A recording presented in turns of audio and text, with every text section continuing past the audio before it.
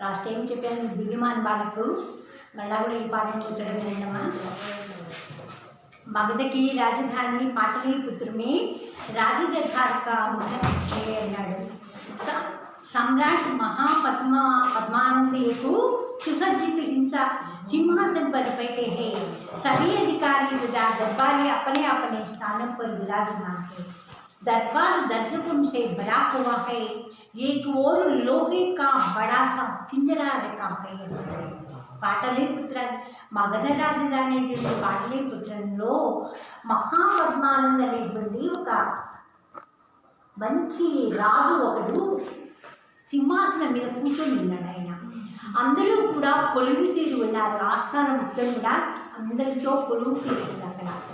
అక్కడ ఒక పంజరంలో ఒక లోహంతో తయారు చేసిన ఒక పంజరంలో ఏం పెట్టాడు? పింజరా బడాసా లోహికా పంజరా. ఒక పెద్ద పంజరం మనకి అక్కడ పెట్టి ఉంది. ఏం చెప్తున్నాడు? పింజరేమే సింహే అన్నాడు. ఆ పంజరంలో ఒక సింహం ఉంది. జిస్కే దర్వాజా పర్ తాళా లగా హై అన్నాడు. ఆ దర్వాజాకి తాళం వేసి ఉంది అని చెప్తాడు. ఒక ఎనప బోలు, దానిలో ఒక సింహము ఉంది. ఆ సింహంలో ఉండేటువంటి ఆ తలుపుకి తాళం వేసి ఉంది. ఆ బోర్డులో ఉండేటువంటి ఆ తలుపుకి తాళం వేసింది అన్నాడు. महामंत्री आज्ञा महाराज क्या सारी व्यवस्था पूरी हो चुकी है అని అడుగుతున్నాడు. మహామంత్రి అంటే వ్యవస్థ అంటే పరిస్థితులు కూడా బాగానే ఉందా అని అడిగాడు. जी महाराज ఇది ఆజ్ఞతో ఘోషణ करवा दी जाए. ఘోషణ కన్నా అంటే చాటింపు వేయడం. ఇది గొప్ప విశేషమైనటువంటి పని కాబట్టి ఒక సింహం ఒక తాళం వేసినటువంటి ఒక పెద్ద బోర్డులో ఒక సింహము బంధింపబడ్డది అని చెప్తూ ఉన్నాడు. దానికి ఒక తాళం వేసి ఉంది. వాడు ఉండేటువంటి ఆ రాజ్యం మొత్తం కూడా పిట్వారాధన ఘోషణ కన్నా చాటును వేయించాడు. ఆయన ఏమని వేయించాడు? విరాజ్ జిస్కే आज्ञा महाराज अड़गा घोषणा आज्ञा है प्रतिहारी अभिवादन करता आज्ञा मंत्रीवर मगध नरेश की घोषणा दरबार में पढ़ी जाए. जो आज्ञा महाराज उनके सर में पढ़ना आरंभ करता है सभी सभासदों एवं नागरिकों मन्नाडु सम्राट महापद्मानंद की ओर से घोषणा की जाती है. घोषणा అంటే చాటింపు వేయాలి. ఏ రాజు చాటింపు వేయమని చెప్తాడో ఆ రాజు పేరు కూడా చెప్పాలి. అక్కడ అంటే ఒక రాజ్యం సువిశాలంగా ఉంటుంది కాబట్టి ప్రజలు కూడా చాలామంది ఉంటారు. కాబట్టి ఇది నేనే ఒక్కడే తీస్తాను అనకూడదు. ఒక సమస్య వచ్చినప్పుడు అందరూ ఎలాగైతే పరిష్కరించుకుంటూ ఉంటారో ఇది కూడా ఇలాంటిదే. కాబట్టి మొత్తము కూడా దండోరా వేయించాడు అని చెప్తూ ఉన్నాడు. बिना पिंजरा खोले जो व्यक्ति बिना ताला जोड़े बिना पिंजरा खोले सामने लगे पिंजर में से सिंह को गायब कर देगा उसे मुँह मांगा इनाम दिया जाएगा అన్నాడు. ఎవరైతే ఆ సింహంలో ఉన్న ఆ బోర్డులో ఉండేటువంటి సింహాన్ని కనుక మాయం చేసి కనపడకుండా చేస్తారో వాళ్ళకు ఒక పెద్ద బహుమానం ఉంది అని చెప్పాడు. उसका सम्मान भी किया जाएगा. ఆయన సన్మానిస్తాము. जो भी व्यक्ति अपना भाग्य आजमाना चाहे वो आगे आ सकता है అన్నాడు. ఎవరైతే అలాంటి వాడినారో ముందుకు రండి అని చెప్పేశాను. సభీ కక్ష మీ సన్నాగా ఛా జాతా है. అంతా కూడా అలాగే జరుగుతుంది. అక్కడ మహారాజు పరాక్రమం देखो क्या ये संभव हो सकता है कि बिना पिंजरा खोले सिंहो गायब किया जाएगा. వాడు అనుకున్నారు ఇదేదో సంభవమైనటువంటి విషయమా? ఎక్కడో బోర్డులో ఉండేటువంటి సింహాన్ని తీసుకొని అది మాయం చేయాలి అంటే ఇది సామాన్యమైన విషయం కాదు కదా అనుకున్నాడు. महाराज का आदेश समस्या सुलझाने के लिए तर्क करने के लिए नहीं, यह बुद्धि की परीक्षा है. बुद्धिमान और कुशल व्यक्ति ही ऐसा कर सकेगा. ఇది हमारा विश्वास है. ఒక గట్టి నమ్మకం ఉంది. ఎవరైతే మంచి ఆలోచనతో ఉంటాడో ఆలోచన కలిగినటువంటి ప్రతి ఒక్కడి వ్యక్తి కూడా ఇది సాధ్యమైన విషయమే అనుకుంటున్నారు. అంటే महाराज का आदेश समस्या सुलझाने के लिए तर्क करने के लिए नहीं, यह बुद्धि की परीक्षा है अన్నమాట. और कुशल व्यक्ति ही ऐसा कर सकेगा. ఇది हमारा विश्वास है. ఎవరైనా ఒక మంచి వ్యక్తి కనుక ఉండేటట్టయితే ఈ సమస్య ఖచ్చితంగా పరిష్కారం అవుతుంది అన్నాడు. मान्यवर इस असंभव कार्य को तो परमेश्वर का संभव कर सकता है దీని భగవంతుడు ఒక్కడే ఈ సమస్యను పరిష్కరించేది అంటున్నాడు అక్కడ हमें तो लगता है कि यह कार्य ईश्वर के अलावा किसी अन्य के बस की बात नहीं ఇది ఒక్కళ్ళ వల్ల అయ్యేటువంటిది కాదు ఇది భగవంతుడు చేయాల్సిందే మాయం చేయమన్నాడు ఆ పింజరంలో ఆ దానిలో పెట్టేసేసాడు ఆ బోర్డులో సింహం ఉంది దాన్ని కనపడకుండా మాయం చేయమంటే ఎవరైనా సరే శివన్లోకి వెళ్ళాలంటే ఎవరికైనా భయమే కదా కాబట్టి ఇది సంభవం కానిది అనుకుంటారు ఉండేటువంటి వాళ్ళందరికీ ఒక పెద్ద చర్చగా అయిపోయింది అని చెప్తున్నాడు ईश्वर की दिव्य प्रतिभा सभी ने निवास करती है तो हो सकता है कि कोई प्रतिभा और व्यक्ति इस असंभव कार्य को संभव बना दे అంటున్నాడు మహాముడు ఎవరో ఉంటాడు ఈశ్వర సృష్టిలో ఒకడు ఈ పనిని ఎవరో ఒకరి ద్వారా సంభవం అవుతుందని అసంభవం కాదు అన్నాడు కాబట్టి ఎవరైనా బాగా చదువుకొని వివేకవంతుడైతే ఎటువంటి జటిలమైన సమస్యలైనా కూడా మనం తేలిగ్గా పరిష్కరించుకోవడానికి మంచి అవకాశం ఉంటుంది ईश्वर दी हुई प्रतिभा सभी ने निवासी करती है ఎవరో ఒకరికి ఎంతో అంతో ప్రతిభ అనేది దాగి ఉంటుంది భగవంతుడు సృష్టించిన ప్రతి జన్మకి ఎంతో అంతో ఏదో ఒక రకంగా వాళ్ళకి ఒక ప్రతిభ అనేది దాగి ఉంటుంది ప్రతి ఒక్కరిలో ఏదో ఒక ప్రతిభ ఉంటుంది కానీ మనకే ఆ ప్రతిభ జొచ్చిపాట దాగి మనమే మన మనసులో ఉండిపోతుంది కానీ బయట ప్రకటింపు చేయలేము మనం अला हमें तो लगता है ये कार्य ईश्वर के अलावा किसी अन्य के बस की बात नहीं ईश्वर की दिव्य प्रतिभा सभी में निवास करती है हो सकता है कि कोई प्रतिभावान व्यक्ति इस असंभव कार्य को संभव बना है ऐसी हमारी बात आ गया तो निश्चय ही हम सबको खा जाएगा నన్నటువంటి జనాందరూ ఒరే ఒకవేళ తాళం తీసామనుకో ఆ సింహం బయటకు వచ్చేస్తుంది మన అందరినీ తింటాం ఖాయో అన్నాడు వాడు आप हमें बाहर न आने दो बुद्धि परीक्षा किसी और तरह से भी हो सकती है यही हमारी प्रार्थना ఇది మా ప్రార్థన నైనా జాగ్రత్తగా ఉండండి అంటున్నాడు ఈ సమస్య మగధ राज्य के विद्यमान पड़ोसी राज्य की ओर से भी गई चुनौती है ఇది ఒక ఎన్నిక లాంటిది ఎవరైతే గెలుస్తారో ఏమో ఈ పరీక్షలో ఎవరు గెలుస్తారో ఏమో మనకైతే తెలియదు అంటున్నాడు आप शांति से समस्या का समाधान ढूंढे శాంతియుతంగా ఒక సమస్యను మనం ढूंढना అంటే వెతుక్కోవాలి कुछ समय तक सभा कक्ष के सन्नाटा छा जाता है నిశ్శబ్దంగా ఉండిపోయింది అంతా కూడా ఎవరెళ్తారు ఎవరికి పట్టింది అంత కర్మ ఆ బోలగడ్డం ఎందుకు ఆ సింహం దగ్గర మన అందరం చంపబట్టం ఎందుకు ఇదంతా కూడా ఇది ఒక బుద్ధిమంతుల యొక్క పరీక్ష అనుకుంటున్నాడు జీవన మరణి జో ఈశ్వర్ కే హాత్ మే హై చావు పుట్టుకలు అనేది భగవంతుడు సృష్టించినవే కాబట్టి అమ్మో వద్దులేనైనా ఇప్పుడే చావడం ఎందుకు అనుకుంటున్నారు ఎవరికి వాళ్ళుగా అలా సభాసదంతా కూడా అక్కడ ఉండేటువంటి సభాసదులు అందరూ కూడా అలాగే అనుకుంటున్నారు అంటున్నాడు यही समस्या मगध राज्य के विद्वानों पड़ोसी राज्यों की ओर से दी है एक चुनौती है घबराने की कोई बात नहीं भयपड़ाल्సిన విషయం లేదు सभी की सुरक्षा के प्रबंध कर दिए जाएंगे అందరికీ ఏ సమస్య వచ్చినా ఎప్పుడే పరిష్కారం అవుతుంది కాబట్టి భయపడాల్సిన అవసరం మటుకు లేదు నిర్భయంగా నిశ్చయంగా ఉండండి आप शांति से समस्या समाधान ढूंढे శాంతియుతంగా ఈ సమస్యని సమాధానం వెతుక్కోండి అంటున్నాడు कुछ समय तक सभा कक्ष के सन्नाटा छा जाता है तो क्या मैं यह समझ लूँ कि मगध में प्रतिभा की कमी है बुद्धिमत्ता का अभाव है అనుకుంటున్నాడు మళ్ళా అబ్బో ఈ మగధ రాజ్యంలో బుద్ధిమంతులే లేరా ఆలోచన వాళ్ళు లేరా అనుకుంటూ ఉన్నాడు మహారాజుకి జై मैं यह कार्य कर सकता हूँ అన్నాడు ఒక పిల్లవాడు వచ్చి నేను ఈ పనిని ఖచ్చితంగా నెరవేరుస్తాను అన్నాడు ఒక బయట మహారాజు मुझे सिंह को गाइड करने की अनुमति दीजिए అన్నాడు నేను సింహాన్ని మాయం చేశాను గాయడు కూడా అంటే మాయం చేయడం నేను మాయం చేస్తాను మీరు సింహాన్ని మీరు అనుమతి ఇవ్వండి అన్నాడు నిడది వాళ్ళ సింహారా నామ క్యా హై ధైర్యంగా మా దగ్గరికి వచ్చావు నీ పేరేంటయ్యా అని అడిగాడు ముజే చంద్రగా హై శ్రీమాన్ నన్ను చంద్ర అంటారు అన్నాడు చంద్ర బచ్చోకా ఖేల్ నహీ అన్నాడు మళ్ళా చంద్ర ఇది పిల్లలు ఆడుకునేటువంటి ఆట కాదు తుమ్ జాओ और बच्चों को खेलो खेलो నువ్వు ఖేలో అని నువ్వు పోయి చిన్నపిల్లలతో ఆడుకోవయ్యా అన్నాడు ఉచ్చులో కుదావులు దౌడో హాయిగా ఆడుకో పసి వయసు సింహాన్ని మాయం చేస్తానంటే వీడే బాబు నీకేం తెలుసు చిన్న పిల్లవాడికి అన్నారు వాడు అక్కడ. ఈ సాధారణ కేళ్ళకి ఇది సాధారణంగా ఆడేటువంటి ఆట కాదు, బుద్ధిగా కేళ్ళే బుద్ధిలో ఉపయోగించి ఆడేటువంటి ఆట ఇది అన్నాడు. మహామంత్రి క్యాస్ ప్రతిలోగా में अपनी कोई ఆయు సీమా भी रखी है. ఏమన్నా మీరు వయసును ఏమైనా నిర్ణయించి పెట్టారా ఈ సమస్యను అని అడిగాడు. వయసుతో సంబంధం ఏముంది? మనం తెలియని విషయాలు చిన్నపిల్లలు అడిగినా మనం తెలుసుకోవాలి. కాబట్టి ఏంటి వాళ్ళ ద్వారా మనం తెలుసుకోవడంలో సిగ్గుపడాల్సిన అవసరం మనకి ఖచ్చితంగా లేదు. కాబట్టి ఇదేమో ఆయుష్లో పని లేదు కదా, ఎందుకు ఎవరైనా సరే మీ పనిని నెరవేర్చాలి అదే కదా అంటున్నాడు వాడు. సరే వచ్చు సుయి తలవారి కాకాడిని సూది చేసే పని సూది చేయాలి, కత్తి చేసే పని కత్తి చేయాలి.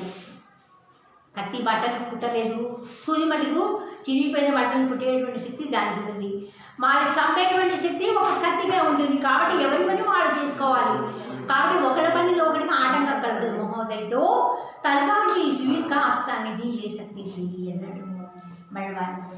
అంటే ఇది తలవార్ में भी सुई का स्थान नहीं ले सकते. కత్తికి సూదికి స్థానం అంటూ ఉండదు కదా. ఏటి ప్రాముఖ్యత వాళ్ళదే, దాందే. కత్తి ప్రాముఖ్యత కత్తిదే, సూది ప్రాముఖ్యత సూదే. ఏది కూడా తక్కువ చేసి మనం మాట్లాడకూడదు అన్నాడు మహారాజ్. హఠీ బాలకు అన్నాడు మళ్ళా. ఈడేంటో మొండివాడు లాగా ఈ పిల్లవాడు ఏంటో నేనంటే చేస్తాడు. బాలఘాట్ మద్దరో అన్నాడు. అరే నువ్వు మొండితనం చేయొద్దు అని చెప్తూ ఉన్నాడు. నహీతో తుమ్మే సింహకి పింజరి మీ బంద్ కింద ఆదాయేగా, లేకపోతే సింహలో బంధిస్తా అని చెప్తాడు. ఆ బోల్లో బాలకీమా అప్పుడే పుత్రుకో వెక్కించని కా ప్రయాస కత్తి. తల్లి మాతృహృదయం కాబట్టి తల్లి ఆ పిల్లవాడిని లాగడానికి ప్రయత్నం చేసి ఒరే నిరుపదిగా నువ్వెందుకు వాడినా నువ్వు ఆ సింహం కలగతారు కాబట్టి అట్లా వెళ్ళమక్కయ్య అని చెప్పి తల్లి ప్రయత్నం చేస్తూ ఉన్నది పాపం. परंतु बालक अपना हाथ छुड़ाकर पिंजरे की ओर बढ़ता है అన్నాడు. ఆ చేతిని విదిలించుకొని ఆ బోరు వైపుకు వెళ్ళిపోతూ ఉన్నాడు. మహారాజ్ ఏది మై సమస్య కా సమాధానం ढूंढ सका तो अब तो चाहे दंड दे.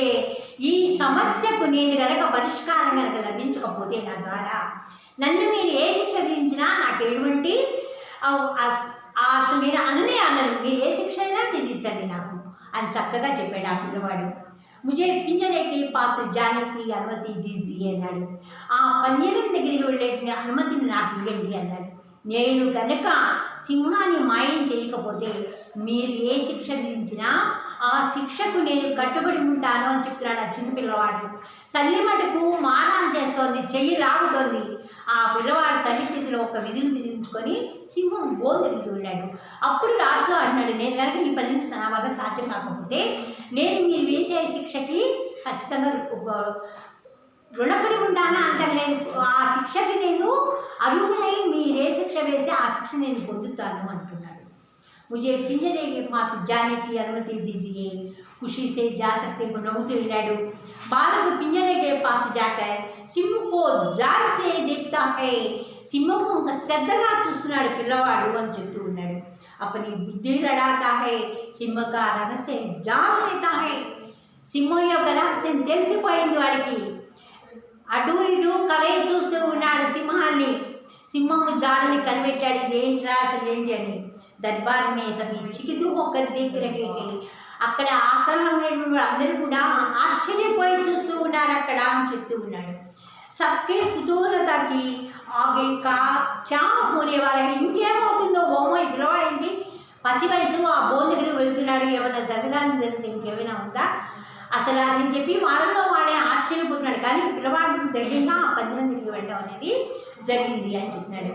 మహారాజ్ మై సింహకు బాహర్ నికాల్ దూంగా అన్నాడు. నేను సింహాన్ని ఖచ్చితంగా కూడా బయటికి తీసుకొస్తాను. ఆ కృపయా ఆ పింజరేకి చానో ఆగు జలాన్ని కాపీ కరవాలి. దయచేసి మీరు ఈ పంజరానికి 4 వైపులా కూడా మంటను పెట్టండి అన్నాడు. मुझे कुछ समय तक अपना कार्य करने देंगे. कुछ समयలో మీ కార్యాన్ని నెరవేరుస్తాను. सम्राट के आदेशानुसार पिंजरे के चारों ओर आग लगा दी जाती है. ఆ పంజరాన్ని 4 వైపులా కూడా చక్కగా మంట పెట్టేసేసారు అందరూ కూడా. पिंजरा आग की लपटों पर घिर जाता है. ఆ అగ్ని జ్వాలలతో ఆ బోను పైకి ఎగరా కిందకి ఎగరా అలా చేస్తూ ఉన్నది అంటున్నాడు. देखते ही देखते शेर गायब हो जाता है. సింహం ఒక్క తడవగా మాయమైపోయింది అన్నాడు. ఎలా आप कीड़ अपने धीरे धीरे शांत हो, सभी लोग अपने अपने स्थान को विस्मयकारी दृश्य देखकर दंग रह जाते हैं. पिंजरा खाली हो जाता है అన్నాడు. ఆ సింహము మాయమైపోయింది. 4 వైపులా మంట పెట్టేటప్పటికి బోలు కాస్తనేమో అగ్నిజ్వాలల్లో చిక్కుకుపోయింది అని చెప్తూ ఉన్నాడు. देख लीजिए महाराज, सिंह पिंजरे से अदृश्य हो चुका है, మాయమైపోయింది అని చెప్తాడు. ఆవిడ పింజరే కాలాలా పైసా కావడానికి అది ఆ సింహం యొక్క బోలు తాళం అడుగు వేసినట్టే ఉంది అని చెప్తున్నాడు. వాకు బోతుకు चंद्र तुमने तो कमाल कर दिया, तुम अपनी बुद्धि के सिंह के निर्माण को होशियार से आग की गर्मी में पिघला दिया అన్నాడు రాజుగారు. నువ్వు సింహాన్ని ఎలా చేసావో, అది ఎలా తయారు చేయబడిందో గ్రహించావు. అగ్నిజ్వాలలు 4 వైపులా పెట్టమని చెప్పావు. కాబట్టి అగ్నిజ్వాలల వలన ఈ సింహము కాస్త మాయమైపోయింది. ఇది దేనితో తయారు చేసినట్టే ఒక మోంసేబిన సింహం, ఒక మైనపు ముద్దతో చేసినటువంటి సింహం అన్నమాట. ఎప్పుడైతే మైనపు చేసిన సింహం కాబట్టి చూస్తూ ఉంటే అతని సింహంలాగానే ఉంది, అక్కడ సజీవంగా ఉంది. అంత చక్కగా చేశాడు. పందిరంలో బంధించబడింది, తాళం వేశారు, రాజ్యమంతా చాటింపు వేశారు. ఎక్కడెక్కడ వాళ్ళు వచ్చేది ధైర్యం చాలట వాడికి. పసివాడు వాడు వచ్చి ఇంత కథ నడిపినటువంటి వాడు కాబట్టి వాడు తెలివితేటలతో ఏ పనైనా చేయొచ్చు అనేటువంటి చిన్న వాళ్ళ ద్వారా కూడా మనం గ్రహించగలిగాం ఈ పాఠం ద్వారా. కాబట్టి అది ఏమైపోయింది, సింహక నిర్మాణానికి పహచానికారు.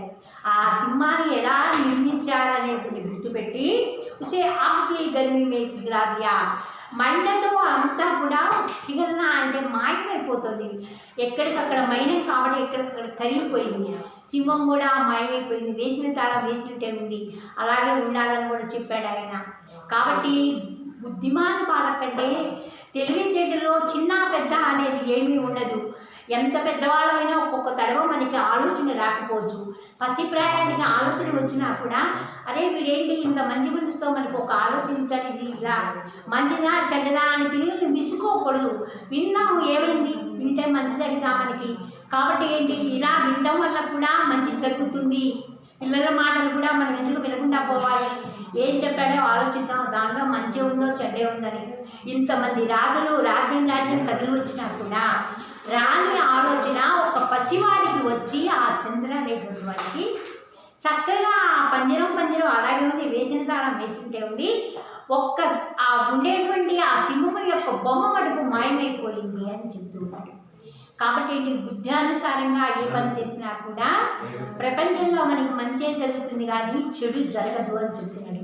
కాబట్టి వివేకం అనేక అనర్థాలకి మూలం ఉండదు. వివేకంగా ఆలోచించే ప్రతి పని కూడా సానుకూలంగా ఉంటుంది. కాబట్టి సోచి విచారక ఆ కాంకరు అన్నాడు. ఆలోచించి ఏ పనైనా చేయండి అన్నాడు. ఒక పని చేసేటప్పుడు ఇది సాధ్యమా అసాధ్యమా అనేది ముందు మనం ఆలోచించుకోవాలి.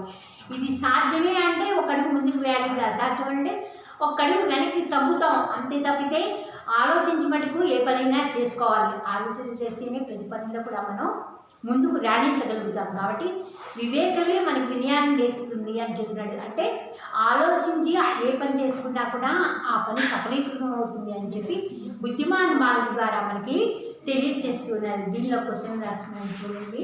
క్వశ్చన్ రాసిన కాకుండా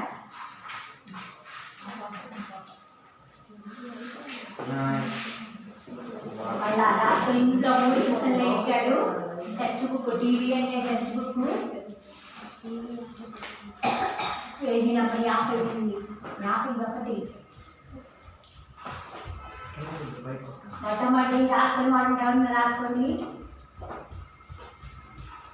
సింహం కిసుసే బనా హై అన్నాడు. సింహం దేనితో తయారు చేశారు?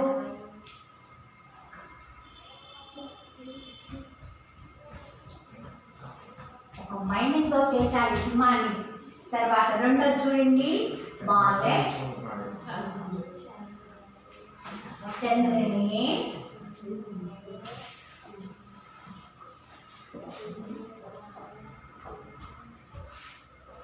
सिंह को సింహాన్ని ఎలా గాయబు కూడా అంటే మాయం చేయడం. कैसे गायब किया, कैसे गायब, कैसे गायब किया. మూడవ ప్రశ్న చూడండి. इस कहानी से